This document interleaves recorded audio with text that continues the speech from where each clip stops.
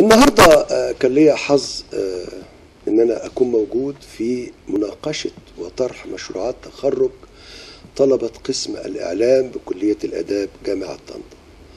يعني قد ايه انا سعيد بمستوى الفكر والرؤيه اللي لدى بناتنا وابنائنا في قسم الاعلام. يعني تشكيله الشعب الثلاث في هذا القسم اللي هي العلاقات العامه والاذاعه والتلفزيون، قد ايه تنوع كبير جدا وادراك لمشاكل المجتمع.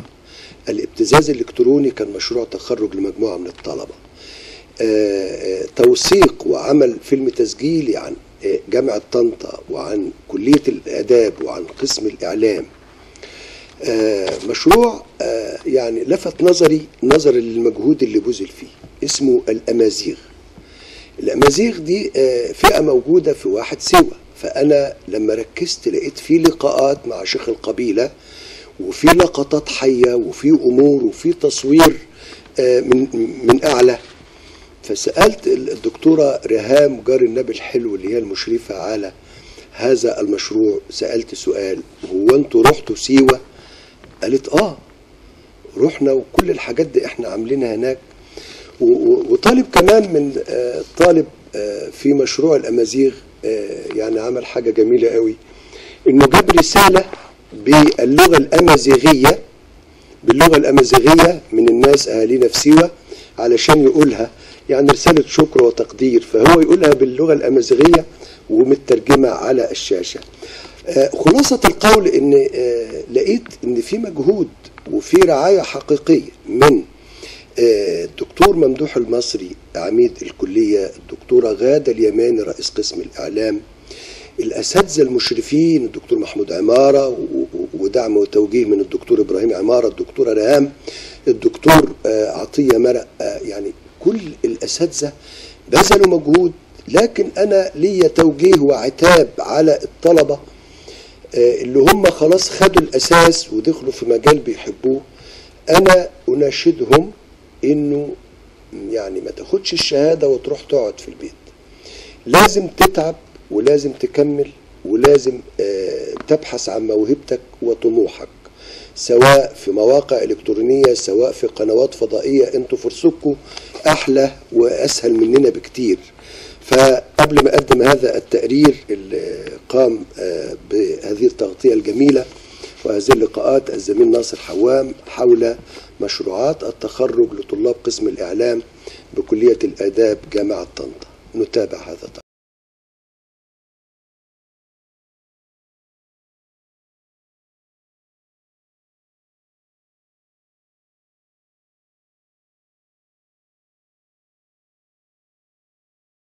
ألف مبروك التخرج. الله يبارك في حضرتك، شكرا جدا. مشروعكم كان عبارة عن ايه؟ انا كنت عامله مجله اسمها كنوز، كانت بتتكلم عن الحرف اليدويه والاماكن اللي مش معروفه في مصر. هدفنا في مجله كنوز ان احنا حبينا نعرف الناس ايه هي الايادي الذهبيه الحقيقيه اللي موجوده في مصر. كل حاجه بتبقى مكتوب عليها صناعه يدويه او هاند ميد. حبينا نعرض في المجله بتاعتنا الكواليس بتاعه الايادي الذهبيه دي والورا الصناعات بتاعتهم. وكمان حبينا نعرف الناس ان مصر مش بس الاهرامات، وان خان الخليلي مش بس سوق ولا مسجد سيدنا الحسين. احنا حتى ده عرضناه بشكل مختلف، عشان ورا كل مكان 100 قصة ورواية واسطورة، عشان هو مكان من ماس. ده اللي احنا عرضناه باختصار في المجلة بتاعتنا. ألف مبروك التخرج. الله يبارك في حضرتك. بنتكلم برضه على مشروع التخرج وكان بيتكلم عليه. انا كان دور في المجله كنوز، طبعا مجله كنوز عن كنت بكتب عن التطريز السيناوي. كان من افضل انواع الكتابه يعني فيه، وواجهت كثير من المشاكل والضغوطات، بس ما كانش عندنا يأس وكملنا رغم المشاكل والضغوطات اللي كنا بنمر بيها. بس الحمد لله ربنا قدر يعني نعدي المحنة ديت وقدرنا نكمل فيها بسلام الحمد لله يعني. ويرجع هذا الفضل للدكتورة غادة اليماني والدكتورة أسماء برضو. طموحاتك وأمالك إن شاء الله بعد التخرج؟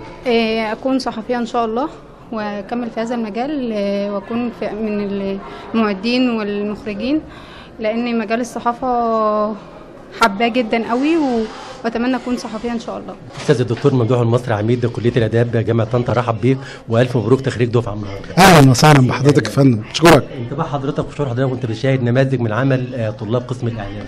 والله انا طبعا فخور جدا النهارده باولادنا الطلاب بمدى الوعي المجتمعي في تناول قضاياهم في مشروعات التخرج بتاعهم. كلهم النهارده بيتناولوا موضوعات وقضايا الوطن في مشروعات التخرج بتاعهم، خاصة إذا كانت قضايا تخص المجتمع المحلي وتخص الجامعة بتاعتهم وكلياتهم، أو حتى تخص المجتمع المصري بشكل عام. احنا هنا شايفين مشروعات تتعلق، مشروع تخرج يتعلق بمثلا حياة كريمة، مبادرة حياة كريمة، وإزاي نزلوا للشارع واتكلموا مع المواطن البسيط وشافوا مدى انعكاس هذه المبادرة على المواطن البسيط، وهي بتتكلم عن أهمية المستشفى ديت لمجتمع الدلتا بشكل عام.